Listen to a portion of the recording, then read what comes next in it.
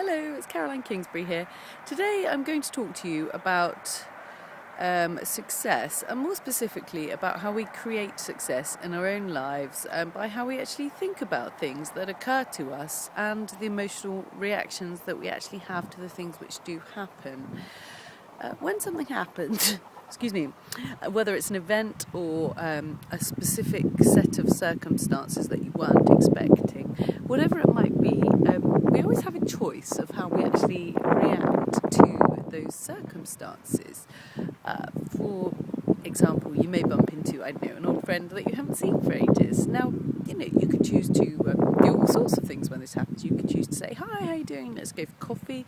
You could hate the person. You might, hide in a shop until they've gone past. You don't see them. You might see them coming first. You might have a go at them. You might be angry. They might bring back some emotional reaction. You might be upset if something bad's happened.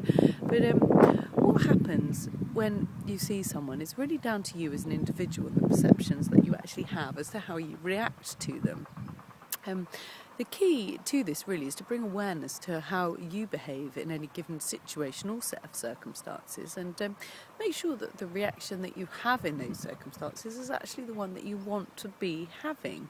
For example, you may be really, pleased to see your friend. You may have not seen them for years. You may want to go up to them, jump up and down and go, "Yay, it's so great to see you. I haven't seen you for ages. How's it going?" and catch up.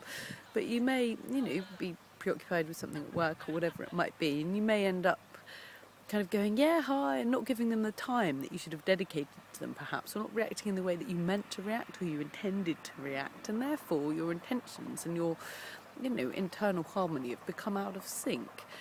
When this happens, it's just important to be aware of it, because quite often we can thwart or negate our own successes by not acting in a way that's true to the actual intentions that we have.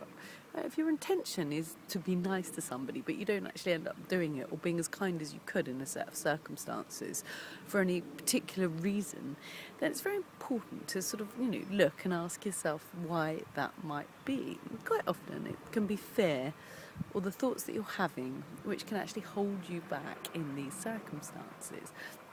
For example, you may have met your friend, but you may be worried, having a bad hair day, and you think, "Oh my God, I don't want that person to see me like this." Or, you may have been angry half an hour ago in a meeting or something, and you don't want the person to see that. But equally, sometimes it's all about letting go in order to move on to the specific circumstances that we do want to create. And coming back in, a rather roundabout way to success, success is about having awareness of what we do at certain moments and making sure that we put the energies forward for these moments to go in our favour. So, if someone needs an ear, if someone needs some kindness, then be the kind person. That will be reflected back at you in your world as well. And think about at every given moment, what is the truly successful use of your time? Is there any point operating from a position of fear or being angry or worried? Affirmations, especially power affirmations in these circumstances, and positive affirmations, which are the same as power, but power affirmations are a short statement of intent, and they can really help you focus on what's truly important, like "I am peace," "I am calm," "I am organised," "I am happy," "I am content," "I am loved," "I radiate harmony," "I am joyous," "I am happy." These are the little power emotions, power affirmations, which you can say over and over again to yourself, which keep you in check in these emotional circumstances. They're also brilliant because they help you get rid of fear.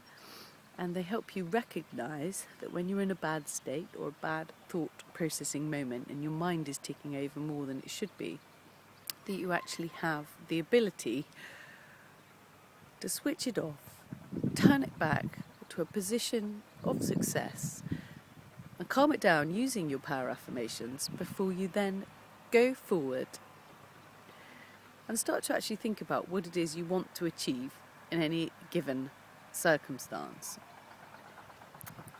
You may have wanted to say something to your friend in that example I gave you that you never got the chance to. In which case, perhaps take some time to think about it and make sure you get your message across as you intended to. Or if you meant to ask your friend out for that drink, then make sure you give them a call or a text and do that.